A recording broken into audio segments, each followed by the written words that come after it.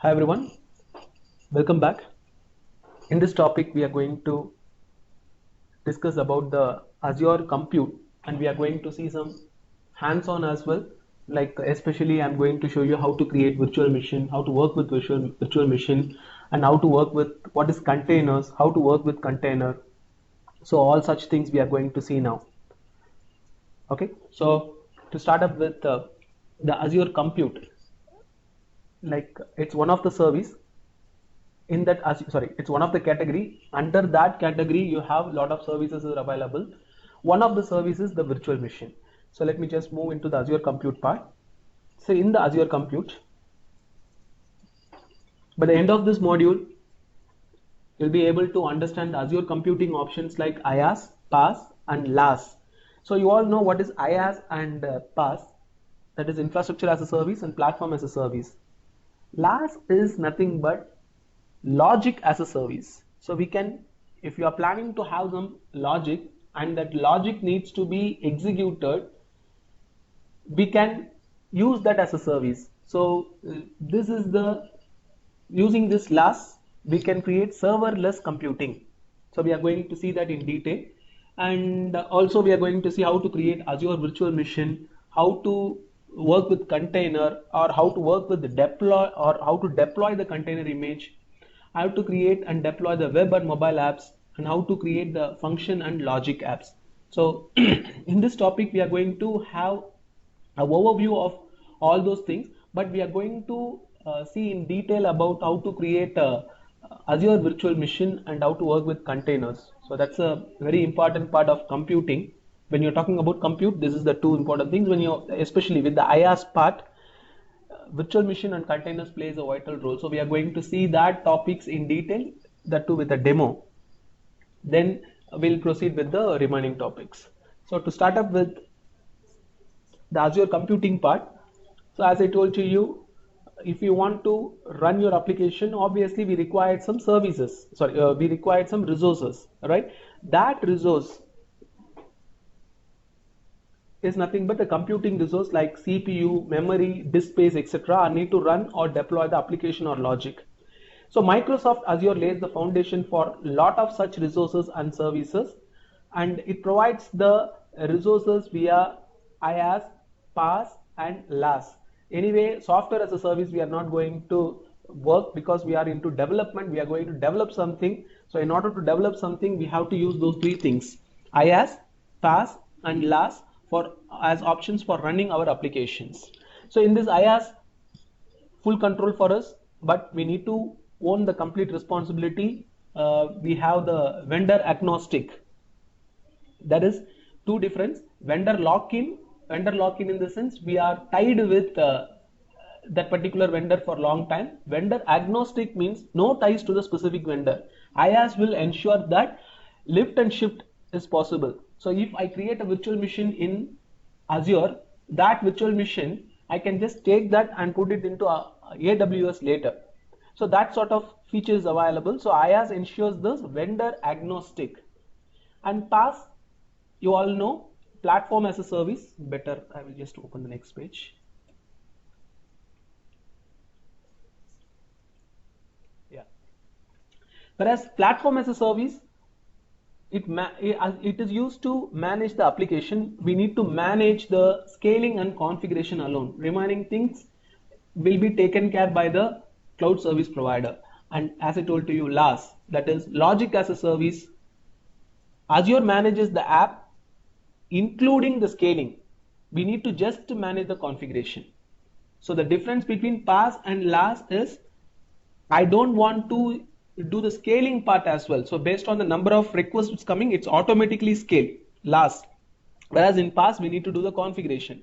Whereas in LaaS in PaaS we need to do scaling as well as configuration. Whereas in LaaS we need to just to do the configuration alone. The remaining things will be taken care.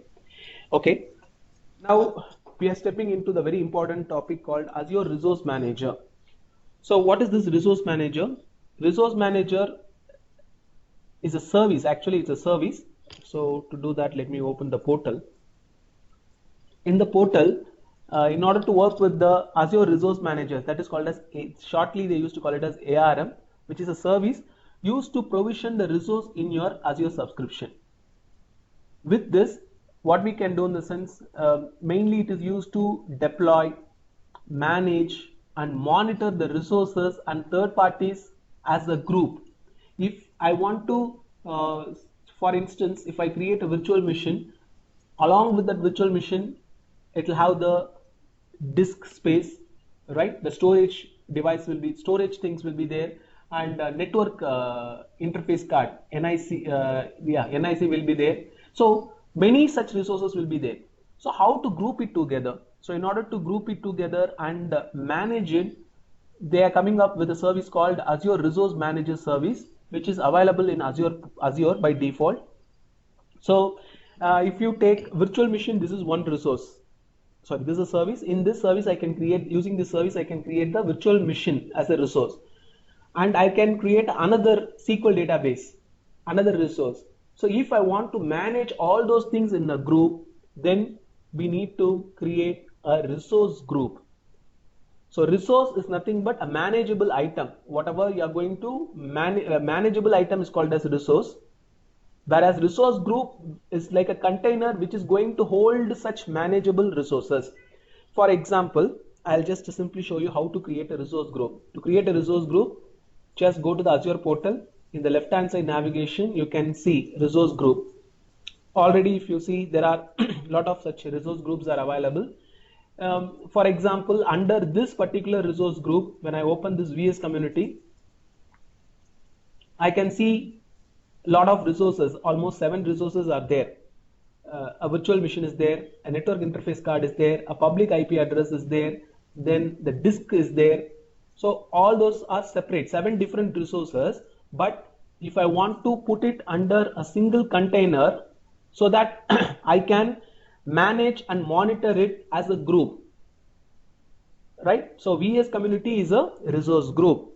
It is like a container which holds the related resources for an Azure solution. So why we need to have a container to hold the related resources means there are a lot of benefits are there. One of the thing is like if I want to give the permission for the particular resource, in the sense I need to give the permission for, if I want to give a permission for an user to the resources, 7 resources I need to go one by one and I need to give the permission. Or I want to apply some configuration, or if I want to mainly for monitoring purpose and all the stuff, each and every time I need to monitor one by one. If it is grouped together, it will be easy for us, easy for me to manage the resource rather handling it individually. So that is one of the important benefit of creating a resource group. So this monitoring, deploying features are provided through a service called Azure Resource Manager. So I'm going to show you how to create a resource group. Before that, once again, I'll show you this slide. So Azure Resource Manager is a service which is used to provision the resources in your Azure subscription. It is used to deploy, manage and monitor the resource and third-party services as a group. So if I want to create a group, we need to have many resources. A manageable item is called as a resource, like a virtual machine, a database, they are all resources. So if I group it together, I can monitor it as a group. I can delete it as a group. So if I don't want that, I can simply delete that complete group rather deleting one by one resources. So such things can be done with the help of this Azure Resource Manager service, that is ARM. So let me just show you how to create such a group. Click the resource group. After click that, you can see the breadcrumb. From the dashboard, I came to this resource group, or else I just move to the all services. So I'm typing resource groups. So right now, once again, we are here. So from this, I can just click add. When I click add,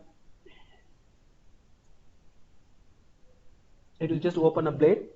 In that blade, I need to provide the information. Like I'm using my subscription Visual Studio Professional. Let me create a group called the sample group. So you can just specify the region. If you see that these are all the regions available. And since we are using the Visual Studio subscription, I highly recommend to create the resources under the West Europe because the subscriptions are coming from Europe. So select this particular location only if you are using the Capgemini's subscription. You can use West Europe. If you are using your subscription, please feel free to use whatever region you like. So if I want to use this, I'm just selecting the West Europe. I'm creating a sample group, review and create it. So I'm going to use my subscription. The resource group name is sample group, and the region is West Europe. So in this scenario, I am creating a resource group through the Azure portal. But in the morning we discussed we have Azure tool. Using Azure CLI also I can create it. Using the PowerShell commandlets also I can create it. Using Azure REST APIs also I can create it. Using Azure SDK through C# programming also I can create this programmatically. But right now I'm doing it through the portal. So let me just create that. So when I click create, you can see that we get this toast notification. This is called as a toast. And the group is successfully created. So when I refresh it, you can see this group got created. So what is the benefit of creating the resource group? If I create the resource group, I can just put all the resources which I need to monitor as a group. And if I want to, for example, to manage it, in this group, I'm having some 15 resources. If I want to delete the resources, if I logically group it, it will be easy for me. If I simply delete this resource group, all the resources under that particular group will be deleted. So to delete it, just select this, paste it, and then simply delete, so that the resource group is deleted.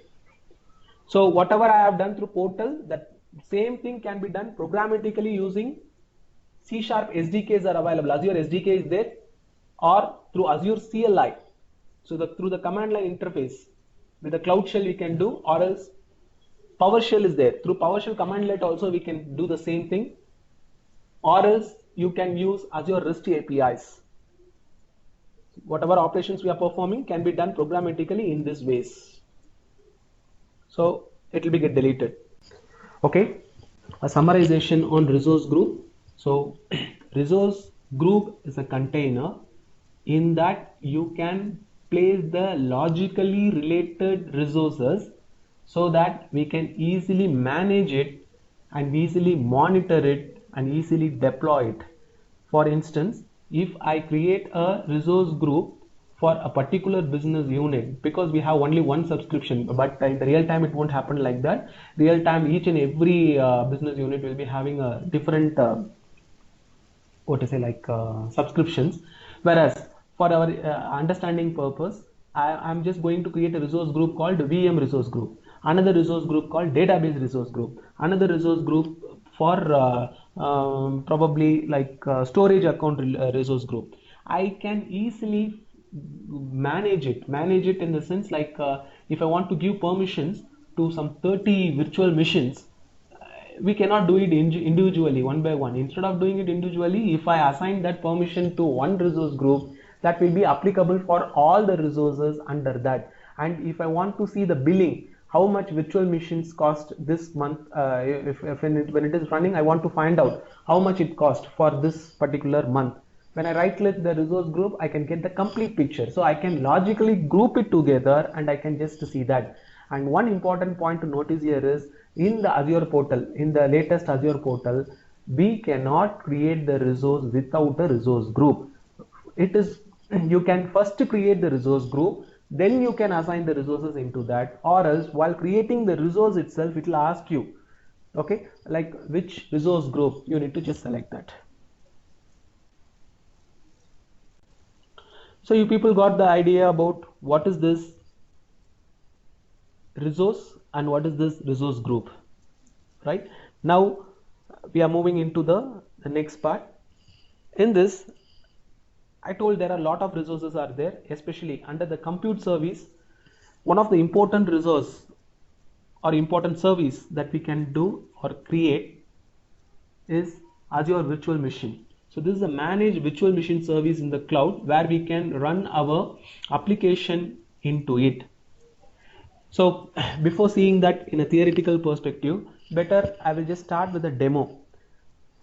So in this demo we are going to see how to create a Ubuntu server, okay, that is a Linux machine in the Azure portal, and how to create a web server or just install the web server in it. So this is what the task. So you might be having a question in your mind, why can't I create a Windows virtual machine? Yes, you can create the Windows virtual machine, but unfortunately, since we are in the Capgemini network, our firewall will block this RDP protocol, remote desktop connect. RDP protocol is, that is 3380 port is blocked from Capgemini. 3389, not the 3389 port is blocked, so that we cannot take the remote connectivity of the Azure virtual machine. So I cannot use that port. So that's the reason I'm going to show you how to create a Linux virtual machine in the Azure portal. But I have created a small video on how to create the Windows virtual machine in Azure portal and how to install IIS. So in this demo, we are going to see how to create a Linux virtual machine, that is with Ubuntu operating system, then how to install the web server called Nginx. Same thing, I have created a Windows virtual machine which works in Azure and with Windows 10, I guess, Windows 10 or 2003, I guess, and I have shown how to install IIS in that. I have placed it as a video. I'll share that video link. You can go through that later. So to start up with our demo, now I'm just moving into the Azure portal. So in this Azure portal, if you want to create anything, you can just click all services. Right now I'm just going into the compute service. Under that we have the service called virtual machine. Using this virtual machine, I can create the virtual machines. VMs can be created. But I want a virtual machine which is having Ubuntu server 16.4, some certain things. You can just simply search for that in the marketplace. Just go to the marketplace. In this marketplace, you can simply search for Ubuntu. So when you search for Ubuntu, you can see all the Ubuntu based stuff. So I'm just picking up Ubuntu server 16.4 LTS. So when I click create, it will be get created. Okay, there are a lot of configurations are there that we will see. So otherwise, you can just click virtual machines. I want to add one virtual machine. Already I'm having one virtual machine which is a Windows one. Now I'm just going to create a virtual machine called Karthik Linux VM. So I'm just going to add. When I click add, it will open the blade.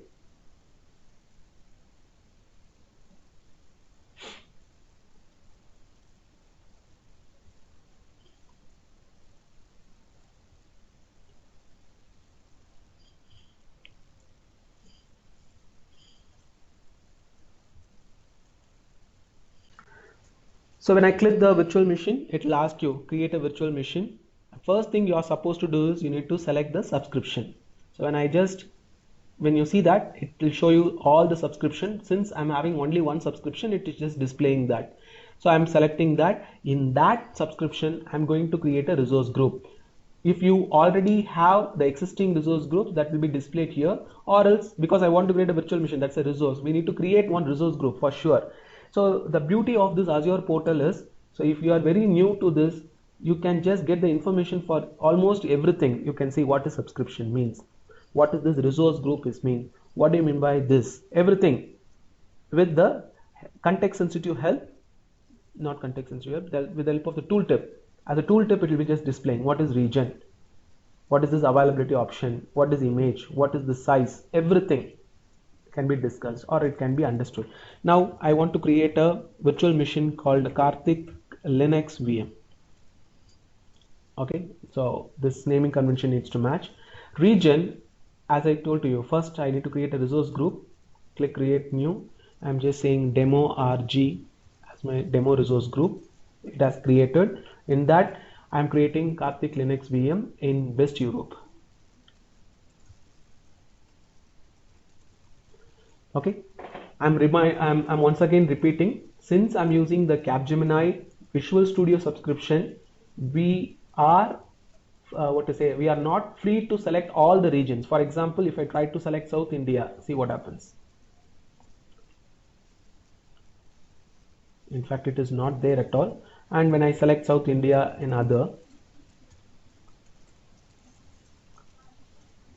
your subscription doesn't support creating the virtual machine in South India, so you need to select from this.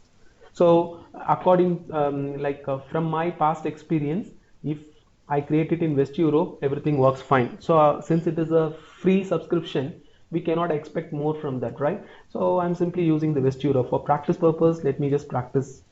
And it's asking that availability option. You can just pick up the availability zone, availability set, etc. I'm not going to do that as of now. Image, I'm going to choose an image called Ubuntu Server 16.4 LTS. This is going to be the operating system. Then comes the size. So if you look at this, look at the size here, standard D2S V3, which has 2 virtual CPUs, 8 GB memory, and if you don't like this, you can always go ahead and change it. So when I click the change size, so you can see all the sizes. For example, if I pick up this VM size B1S, okay, only with 1 virtual CPU with 0.5 GB RAM, 2 data disk with max IOPS as 200, and with temporary storage we have 4 GB. And if you run this machine 24/7 for 1 full month, it will cost only 295 rupees. But if you go down, you can see that if I select this D4 DS4V3 and if I run this particular system 24/7 1 full month, it will cost you 11,802 rupees. So based on the size, you can the price will vary, and this price is only for the virtual machine. There are a lot of other things. If you see that these are all the family. So with compute optimized, when I select this, look at this, there are some systems which is 11,000, someone is very less, or else I just want to,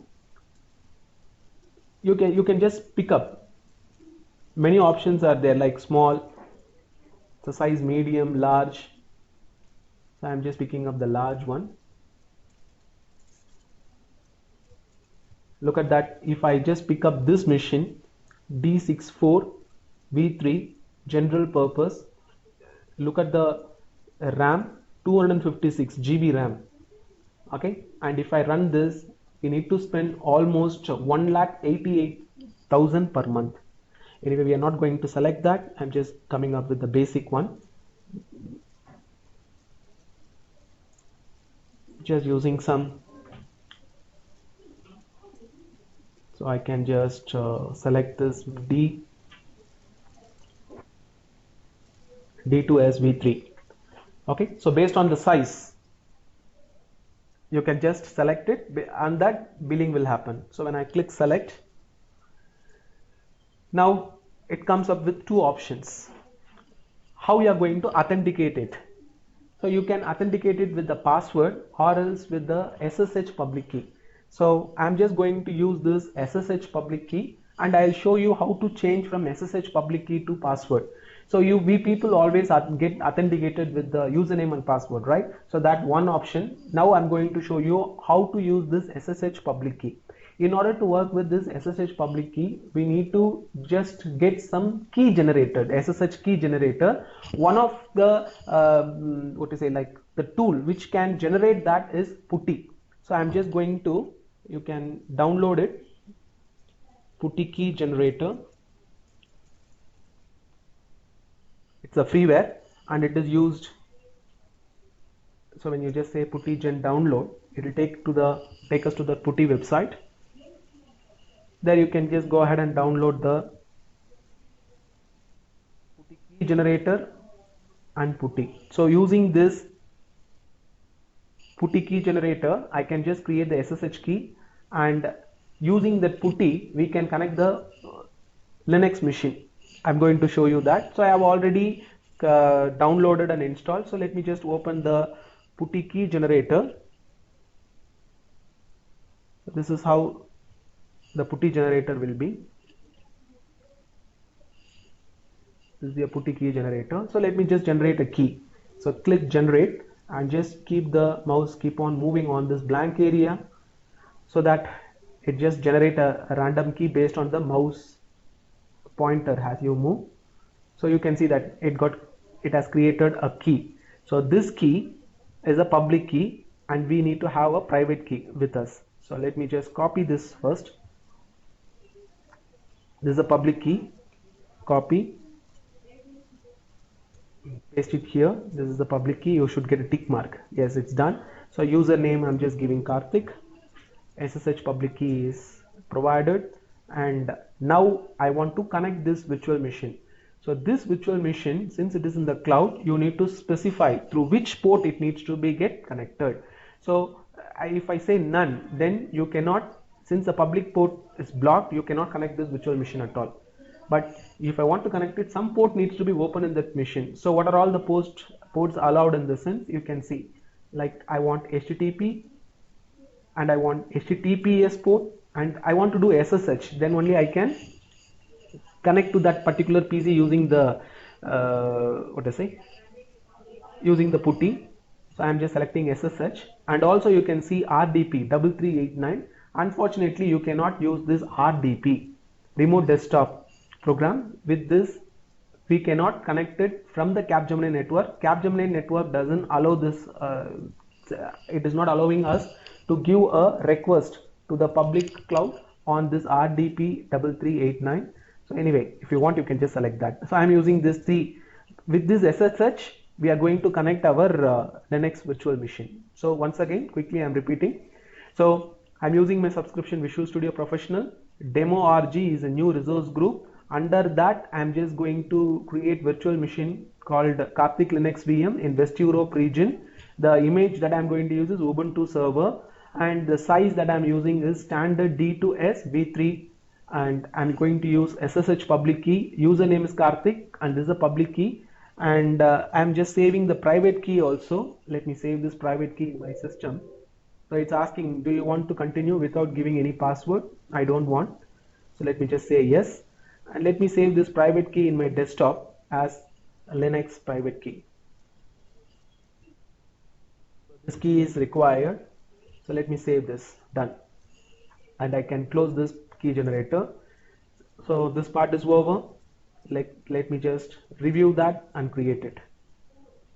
So when I just say review and create, it will just show you the information, what exactly you are going to do, how much price it's going to cost if it is running 24/7 or per hour. If you see, per hour it is almost 7 rupees, almost 8 rupees. So I am okay with this. Let me just go ahead and create this. When I click create, it will create it.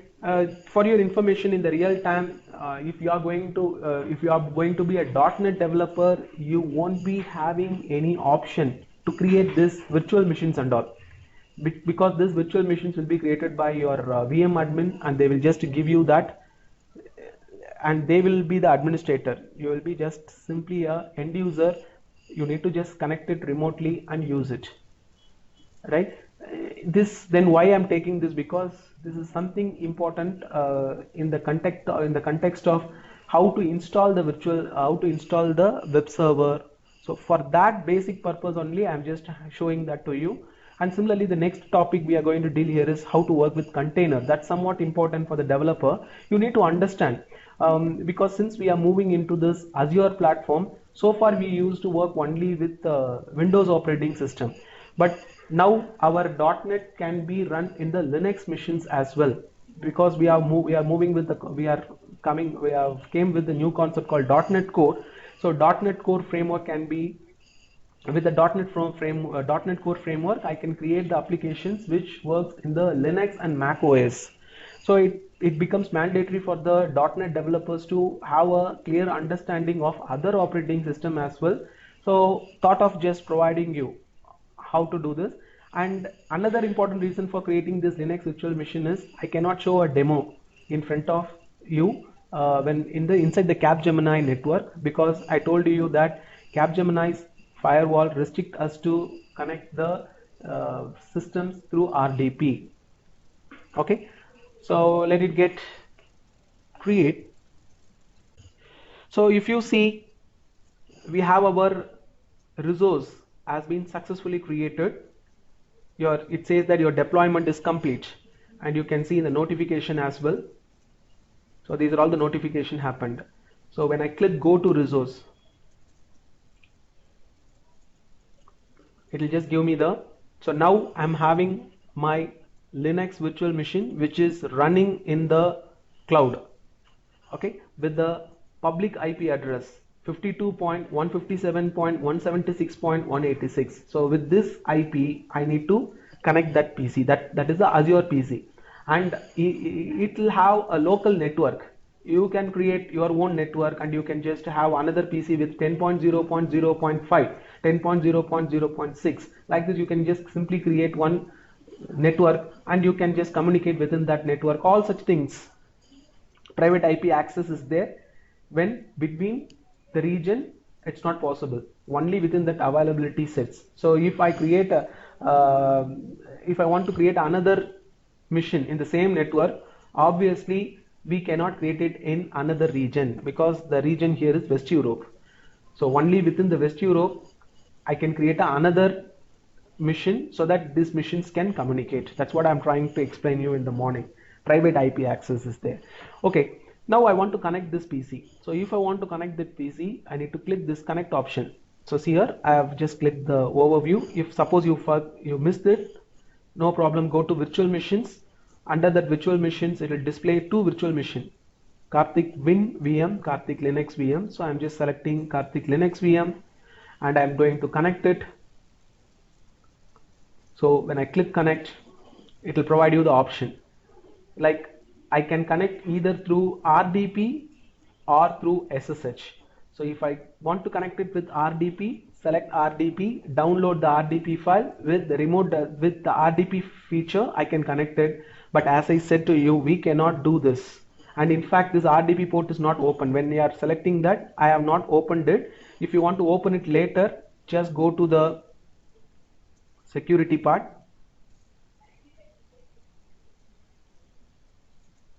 Sorry, not security, networking. In the networking, you can see the ports which has been opened. So now if I want to give the outbound port or inbound port, we can just add that, so that when I click, the input should come for RDP as well. You can just select the source from any destination, source port range, anything. I'm going to open the port name RDP. If you don't know, you better go with the basic one. So I'm going to select the service called RDP with 3389. I'm just going to say this is RDP port. I'm just opening that. I'm adding a inbound rule. So I can connect this particular PC using RDP as well through 3389. But once again, we cannot do a RDP from our Capgemini network. We cannot do that. Let it be there, networking. I'm just trying to show that to you. The RDP that we have created is here. You can see that. Okay, but Capgemini allows us to connect the public IP address, this public IP address via SSH. So, but how to connect it? So in order to connect it, you need to go with the overview. In the overview, you can click connect. So you can just use SSH. So in the SSH, they are saying that this is the account, Karthik @ this particular IP. So I am copying this. In order to connect this, I'm just opening the Putty. You can use any tool. It is not mandatory that we need to use this Putty alone, but it is a very popular one. So just thought of showing this to you. So in the Putty, it will ask you the host name or the IP address. I'm just saying that please connect Karthik at this particular IP address. So what is the port number? So the port number is 22. So I have just selected the port number 22. Now when I try to open this, it should open, but since it is the authentication mechanism is it is with the SSH keys. I need to select that, I need to provide that SSH. So to do that, I'm just selecting I'm just going SSH, and in the SSH for authentication, SSH authentication, let me browse the private key, just provide that, press open. So when I just try to open this, you can see it is trying to connect that. We have connected with our Linux virtual machine. So right now I have connected with the virtual machine which is in the cloud. So I can just try to practice some Linux. If I want to practice Linux, this is the best option. So for example, I can just say ls, so ls command pwd. So from where I am, so this is a Linux machine. So we got the Linux machine and it is working properly. Okay, now in this virtual machine, I want to install the web server. So Linux virtual machine, it is like a server-side operating system, right? So I can install the web server. So in order to install that web server, I'm going to use some commands which is specific to Ubuntu version of the Linux. So no need to worry, it is very simple. And in fact, this is not required for you. So let me clear the screen. After clearing the screen, I want to update all the packages, means you need to use the sudo command. What is sudo means? It is like executing the command with admin privilege. Right now we have logged in. If I want to install some packages, we need the administrator. We used to say right click, run as administrator. In the Linux operating system, if you want to do such things, you need to use the sudo command. So sudo, okay, I'm just going to update all the packages. So to update all the packages, apt-get -y update. And guys, this is not important for us, just for your information. So press enter. So it will update all the packages. After updating all the packages, I'm going to install the web server called Nginx. This Nginx is the web server in the Linux operating system, like our IIS web server in the Windows operating system. So how to install that? Sudo apt-get then space y, install the Nginx. That's it. So press enter. Now this Nginx web server is installed in the port number 80. That be the default port, right? So it will be done. If it is done, yes, it is done. If it is done in this IP, that is, if you want to get the IP address, we need to type ifconfig. In the Windows operating system, in the command prompt, we need to type ipconfig. Here we need to say ifconfig. So when I type ifconfig, you can get the IP address. For example, the IP address is a private IP, not the public IP. Right? You can just get the private IP address where it is like 10.0. Yeah, here. So this is a IP address for communicate within the network. But if I want to communicate it from my Capgemini, it needs to be communicated only via the public IP address. So let this run. And since I have installed the Nginx web server, okay, so this is my IP address 52. Let me communicate via HTTP, because web servers needs to be communicated via HTTP and the default port is 80. So I can paste this, press enter. You should see Nginx. So this server is running properly installed with the web server called Nginx. So you people also can try this by simply typing this URL in your system. You also can access it because it is public, it is available to everyone. With this web server, now you can deploy an application, create a sample Node.js application or a Java web-based application, put that into the Linux operating system and work. It will work. Okay, what about applications which is created in .NET? Is it possible to run? Yes, now we can run because .NET right now supports .NET Core. Okay, with the help of the .NET Core, I can create the web application. In fact, ASP.NET MVC ASP.NET MVC Core 2.0 applications can be created and it can be put into the Linux operating system. So you can place that in this Nginx so that it will be available throughout the world. Okay, so this is how we can configure that and execute it. So we have this Nginx web server. Now if you see, like suddenly I have changed my mind that I should not authenticate my system with SSH public key. I want to use the password. So if I want to do the password, go back to the virtual machine which we have created, okay, and just come towards this, just down settings. In that settings we have the option called reset the password. So when I click reset the password, if you forget the password, you can do that always here. So you can just simply reset the password or else reset the SSH public key once again. I'm going to reset the password. So the username is Karthik. Password I'm giving Capgemini at 123 and just confirming the password Capgemini, sorry, CAPGEMN 123. So it's done. Let me update it. Now if I want to communicate, if I want to connect that particular system, we cannot.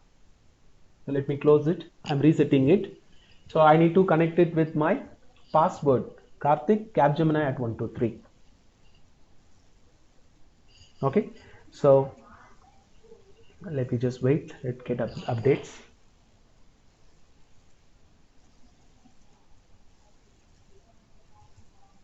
So I have created a user called Karthik with the passwords Capgemini at 123, and for password, when in the practice purpose, as a tip you can take this, always use Capgemini at 123 so that it will be easy for you. C in caps. So there is a password rules there. One letter should be capital and number should be there. Then alphabet and numeric number, number, special character, everything should be there. So for me, it's always easy to use Capgemini at 123. Okay, so I have connected it. Now I'm trying to connect this system once again. So I'm just opening the putty and ensure that the virtual machine is running. So you can see there are some states. If you look at my Linux VM, it is in the running state. Running state means if it is running for 1 hour, they will take 8 rupees from my account. And if it is stopped or deallocated, then they won't charge for the machine. But this machine, along with this machine, if you see, I'm just going for my, okay, better first I'll just show this one, demo RG.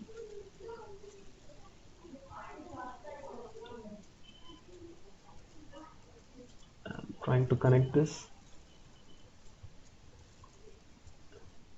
copy. This time I don't want to go with SSH. Simply try to open this. When I open, it is trying to log in with the username Karthik. It's asking for the password. So let me give CAPGEMINI at 123. Yes, it got connected. Not only that, you can try this, and our Nginx web server is running, so it should work. So this is how we can create a Linux virtual machine. Okay, and I have just shown you how to install the web server there, and I have just shown you how to reset and how to work with Putty and reset the password and how to connect it via SSH port, that is 22. So if I want to do the same thing with Windows operating system, yes, you can do that. But as I told to you, RDP is not allowed. We cannot do everything with command prompt, right? We need to, yes, we can connect it with Telnet, that particular system, but it will be very tough for us. I want to see that in RDP so that I can remotely take that system and remotely we can take that and work with that, right? So what I have done here is, like, I have just created a small video on that and I have deployed it in our Yammer. In this demo, I have just shown you how to create a Linux virtual machine and install the Nginx web server. In the video, I have just shown you how to create a Windows virtual machine and how to configure IIS and run this. So same task. So you can just search for my name after opening the Yammer page. Just search for my name. So this is for the people who are seeing this video. They also need to do the same thing. Like if you want to learn the another demo, better just type search for my name Karthik Muthukrishnan, and there you can see I have created some small micro learning videos, especially if you are very new to Git and GitHub. Within 20 minutes you can learn Git and GitHub. And if you want to work with Angular, if you want to know how to do the Angularify environment setup, you can just do this. Like this, I have created a Webpack 4. Within just 13 minutes you can learn Webpack. So Excel VBA series, many things are there. Along with this, I have created a lot of small videos on working with Azure, especially after completing the Azure containers. This video will be really helpful for you. And if you want to work with web components, you can do. Okay, let me go to the topic, whatever I am showing to you. Okay, how to create a virtual network. I'm not going to do this demo, but if you are interested in the cloud, I want to create some computers connected with connected together 10.05, 10.06, 10.07, some 3 system, and how to establish the network. That demo is available in this video, how to create a virtual network. Once again, for the developer, I don't know how much it will be useful, but for knowledge purpose, nothing wrong in learning this. So you can go through that. Now this one, Windows VM demo. So in this Windows VM demo, I have shown how to deploy a Windows virtual machine and how to install IIS in that and how to communicate. So whatever we have done in this for Linux, so same thing I have done with the Windows VM as well. Is that clear, guys?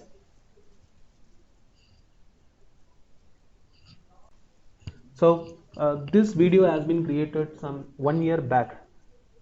By in the mean, that is, at that time the portal will be slightly different. So some interface, the way that I have created the Linux virtual machine, or if you are trying to create the Windows virtual machine just like the way I have shown in the video, you might see some small changes in the portal, but it is very much understood. Like you can easily understand that particular changes and try to deploy that Windows virtual machine. So this is done, and we have the Linux virtual machine. So let me just exit this session. It's done with virtual machine.